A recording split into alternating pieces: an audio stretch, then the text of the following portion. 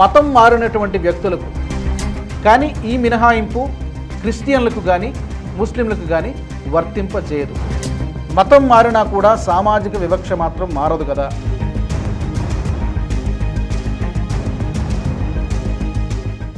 నమస్తే, welcome to view point. Supreme court తాజాగా ఒక సంచలన తీర్పునిచ్చింది.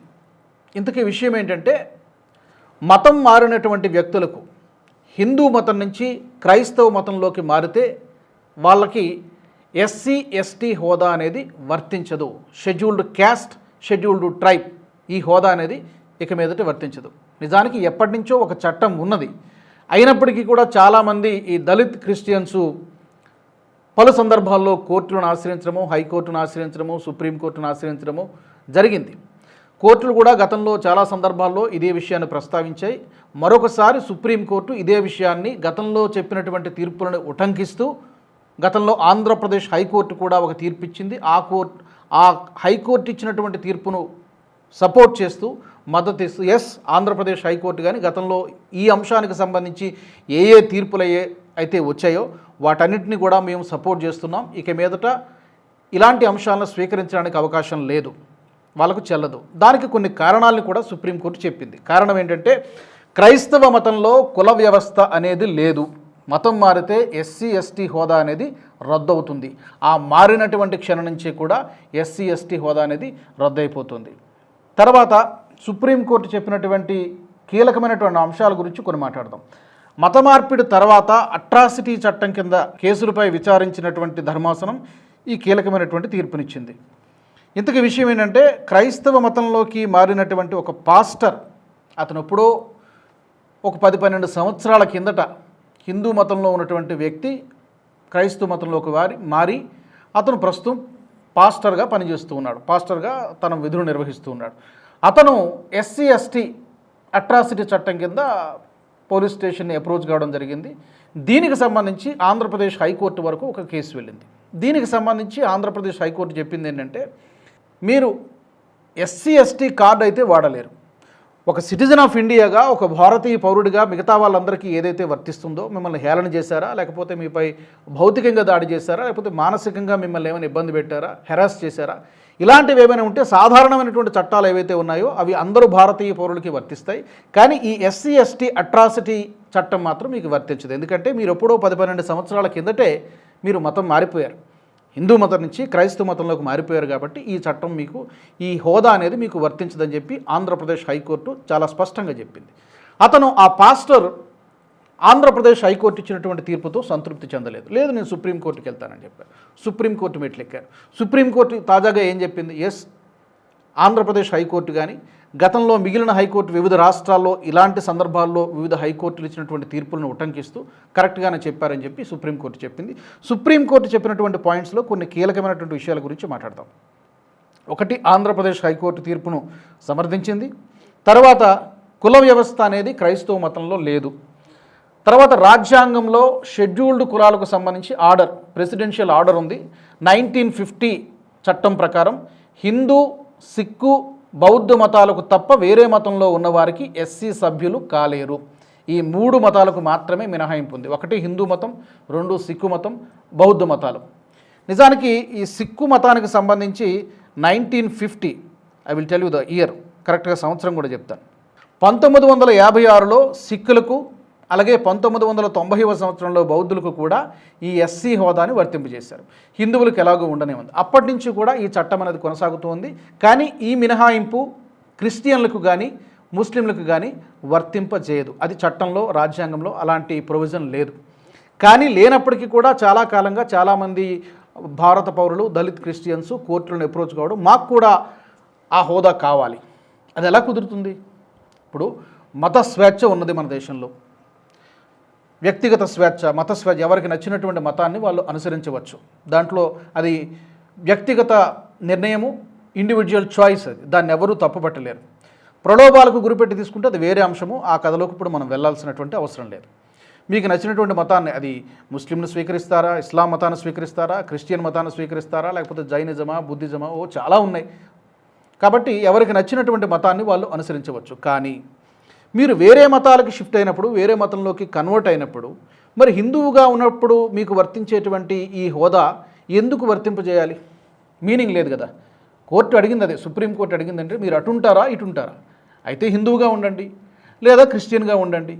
మీరు అటు క్రిస్టియన్ మతంలోకి మతం మార్చుకొని క్రిస్టియన్గా మారి కన్వర్ట్ అయ్యి మాకు ఈ హోదా కావాలంటే ఎలా కుదురుతుంది?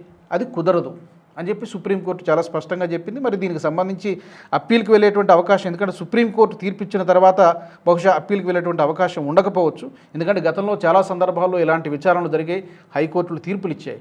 అయినా కూడా మరొకసారి అదే అంశానికి సంబంధించి ఈ రోజున సుప్రీంకోర్టులో విచారణ జరిగింది, సుప్రీంకోర్టు తీర్పు కూడా ఇచ్చింది.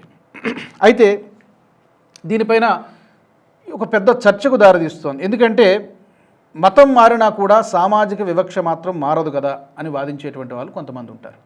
కరెక్టే, మతం మారినప్పటికీ కూడా కొంతమంది వాళ్ళని అవహేళన చేస్తూ లేకపోతే కించపరుస్తూ మాట్లాడవచ్చు, లేకపోతే కొన్ని సందర్భాల్లో భౌతికంగా దాడులు చేయవచ్చు, హెరాస్ చేయవచ్చు. ఇలాంటి కేసెస్ కొన్ని ఉంటాయి, దాన్ని కొట్టిపారేయలేం. కానీ దానికి సాధారణమైనటువంటి చట్టాలు ఆల్రెడీ ఉన్నాయి. వాళ్ళ హక్కుల్ని కాపాడుకోవడానికి సాధారణమైనటువంటి చట్టాలు, వేరే చట్టాలు ఉన్నాయి. అది ప్రతి భారతీయ పౌరుడికి ఏదైతే వర్తిస్తుందో వాళ్ళకు కూడా అదే వర్తిస్తుంది. కానీ ఈ కార్డు వాడడానికి వీల్లేదు. ఏది ఎస్సీ ఎస్టీ కార్డు అనేది, ఆ హోదా అనేది వర్తించదు. ఏ క్షణమైతే మారిపోయారో, రిలీజన్ కన్వర్ట్ అయిపోయారో ఆ క్షణం నుంచి అది వర్తించదు. కేవలం ఇది ఒక్కటే కాదు, ఎస్సీ ఎస్టీ అట్రాసిటీ చట్టం ఇదొక్కటే కాదు. ఒక 2-3 ఉదాహరణలు. ఒక వ్యక్తి ఫర్ ఎగ్జాంపుల్ జన్మతః ఎస్సీగానో లేకపోతే ఎస్టీ షెడ్యూల్డ్ క్యాస్ట్కు సంబంధించినటువంటి వ్యక్తి అనుకుంటే, ఆ తర్వాత అతను క్రైస్తవ మతంలోకి మారాడు అనుకుందాం. ఈ పరిస్థితిలో అతను ప్రభుత్వ ఉద్యోగంలో ఎస్సీ రిజర్వేషన్ తీసుకోవాలని ప్రయత్నం చేస్తే కుదురుతుందా? చట్టపరంగా అది సాధ్యం కాదు. సో ఉద్యోగాలలో కుదరదు. తర్వాత ఈవెన్ ఉద్యోగాలు పొందడంలో మాత్రమే కాదు, వాళ్ళకి రిజర్వేషన్ ఉంటుంది కదా, ఎస్సీ రిజర్వేషన్ ఉంటుంది, ఎస్టీ రిజర్వేషన్ ఉంటుంది, అది పొందడానికి కుదరదు. చాలామంది ఇక్కడే వస్తుంది, మారిపోతారు, కానీ మాకు అది మీ ఎస్సీ క్యాస్ట్కి చెందినటువంటి వాళ్ళమని చెప్పి వాదిస్తూ ఉంటారు, సర్టిఫికేట్ చూపిస్తూ ఉంటారు. సర్టిఫికేట్ ఉన్నంత మాత్రాన కుదరదు. అది కూడా సుప్రీంకోర్టు చాలా స్పష్టంగా చెప్పింది. సర్టిఫికేట్ మీకు గతంలో ఉండి ఉండవచ్చు, అంత మాత్రాన ఈ రిజర్వేషన్లు, ఎస్సీ రిజర్వేషన్లు, ఎస్టీ రిజర్వేషన్లు మీకు వర్తించవని చెప్పి సుప్రీంకోర్టు చాలా స్పష్టంగా చెప్పింది. నెంబర్ 2 చూద్దాం, మరొక ఎగ్జాంపుల్. ఒక వ్యక్తి క్రైస్తవ మతంలోకి మారిన తర్వాత ఎవరైనా కూడా అతనిపై దాడి చేశారనుకోండి, ఆ వ్యక్తి ఇందాక నేను చెప్పినట్టుగా ఎస్సీ ఎస్టీ అట్రాసిటీ యాక్ట్ కింద కేసు పెట్టాలని ప్రయత్నం చేస్తే అది కోర్టులో నిలబడదు. ఇది కూడా చాలా స్పష్టంగా చెప్పింది కోర్టు. ఎందుకంటే ఈ కేసెస్ ఎక్కువగా వస్తూ ఉంటాయి. Number 2 category. ఇక నెంబర్ 3 చూద్దాం. ఒక వ్యక్తి హిందువుగా ఉన్నప్పుడు ఎస్సీ సర్టిఫికేట్ తీసుకున్నాడు అనుకుందాం, తరువాత అతను మత మార్పిడి చేసి క్రైస్తవుడు అయ్యాడు అనుకుందాం. అయినా కూడా అదే ఎస్సీ సర్టిఫికేట్తో ప్రభుత్వ ఇచ్చేటువంటి స్కాలర్షిప్ కానీ లేకపోతే ఉద్యోగం తీసుకోవాలన్న ప్రయత్నం చేస్తే అది చట్టవిరుద్ధంగా పరిగణించబడుతుంది. ఇలాంటి వాళ్ళు చాలామంది ఉన్నారు యాక్చువల్గా దేశంలో. అయితే ఇప్పుడు గతంలో జరిగిపోయింది కాబట్టి దాన్ని మళ్ళీ తవ్వితీయడమా, లేకపోతే ఇప్పటి నుంచే అది కొత్తగా అమలవుతుందని చూడాలి. నిజానికి ఇప్పుడు కొత్తగా అమలవుతున్నటువంటిది కాదు. ఇందాక నేను చెప్పినట్టుగా 1950 నుంచి ఉంది ఇది, ఈ ప్రెసిడెన్షియల్ ఆర్డర్. కానీ మరి దీంట్లో కూడా కొన్ని లూప్ హోల్స్ ఉన్నాయి, మన సొసైటీలో కూడా కొన్ని లూప్ హోల్స్ ఉన్నాయి. కాబట్టి ఆ రిజర్వేషన్ల ద్వారా ఉద్యోగాలు పొందినటువంటి వాళ్ళు, ప్రమోషన్లు పొందినటువంటి వాళ్ళు కూడా కొంతమంది ఉంటే ఉండవచ్చు, అది వేరే అంశం. ఇక 4వ ఉదాహరణ, 4వ కేసు చూద్దాం. ఒక కుటుంబంలో తండ్రి హిందువుగా ఉండి ఆ తర్వాత క్రైస్తవ మతంలోకి మారాడు అనుకుందాం. అయితే అతని పిల్లలు కూడా క్రైస్తవులుగా ఉంటే ఎస్సీ రిజర్వేషన్లు పొందలేరు. ఇలాంటి కేసెస్ అన్నీ కూడా కోర్టు చేస్తూ సుప్రీంకోర్టు కొన్ని వేల మందికి లేదా కొన్ని లక్షల మందికి జవాబుగా, ఎందుకంటే కేవలం ఆ పాస్టర్ ఒక్కటే కాదు, ఇలాంటి కేసెస్ గతంలో కొన్ని వందల సంఖ్యలో కోర్టు మెట్లెక్కాయి, కోర్టులు చెప్పాయి పదే, అయినా కూడా వాళ్ళు వినకుండా మళ్ళీ కోర్టులు ఎక్కడము. ఈరోజు ఫైనల్గా సుప్రీంకోర్టు తీర్పుతోనైనా ఈ యొక్క చర్చకు ఇక్కడతో ఫుల్ స్టాప్ పడుతుందని మనం భావిద్దాం.